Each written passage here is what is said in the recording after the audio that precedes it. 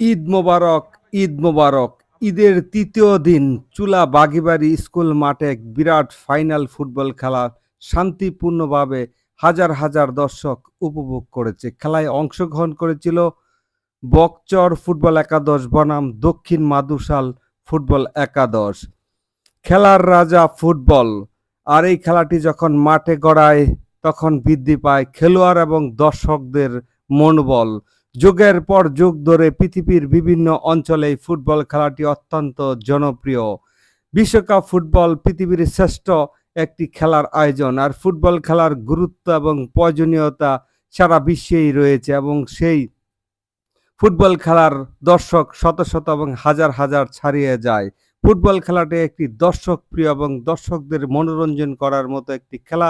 ঠিক তেমনি একটি ফুটবল ফাইনাল ম্যাচ অনুষ্ঠিত হয়ে গেল চুলা বাগিবাড়ি স্কুল মাঠে। চুলা বাগিবাড়ি স্কুলটি প্রাইমারি স্কুলটি 1969 সালে এই অঞ্চলে প্রতিষ্ঠা করা হয়েছিল। আর এই ফুটবল খেলায় প্রধান অতিথি হিসেবে উপস্থিত ছিলেন বাংলাদেশ জাতীয়তাবাদী ছাত্রদল কেন্দ্রীয় কমিটির সাবেক সভাপতি এবং বাংলাদেশ জাতীয়তাবাদী স্বেচ্ছাসেবক দলের কেন্দ্রীয় কমিটির সাধারণ সম্পাদক, এই গোতাশিয়া ইউনিয়নেরই সন্তান আব্দুল কাদির ভূঁইয়া জুয়েল।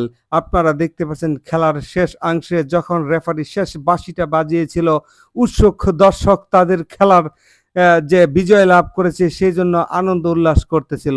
এক গোলে এগিয়ে বকচর ফুটবল একাদশ বিজয় লাভ করে। খেলার শেষ মুহূর্তে একটি মাত্র গোলেই খেলার ভাগ্য নির্ধারিত হয়ে যায়। যদি একটি মিনিট ওভারকাম হতো তাহলে খেলাটি গড়াতো টাইব্রেকারে খেলাটি থাকে অনেকটাই রোমাঞ্চকর এবং টান টান উত্তেজনা। সেই উত্তেজনার পূর্বেই খেলাটির পরিসমাপ্তি ঘটে এবং সুন্দরভাবে শত শত ভলান্টিয়ার এই খেলাটিকে শান্তিপূর্ণ করার জন্য মাঠের আনাচে কানাচে ছড়িয়ে ছিটিয়েছিল।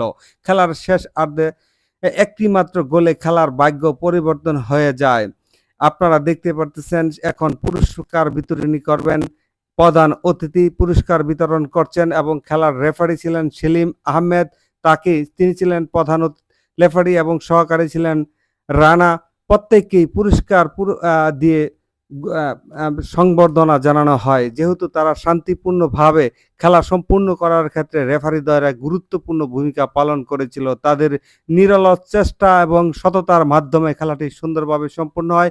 খেলার প্রথম পুরস্কার ছিল একটি বিশাল ফ্রিজ এবং সেকেন্ড পুরস্কার ছিল এলইডি টেলিভিশন। খেলার শেষে আতশবাজি ফুটিয়ে আনন্দটাকে আরো মাত্রা বাড়িয়ে দেয়। শামীম ওসমান ব্যাপারী, বাগিবাড়ি ফুটবল মাঠ থেকে।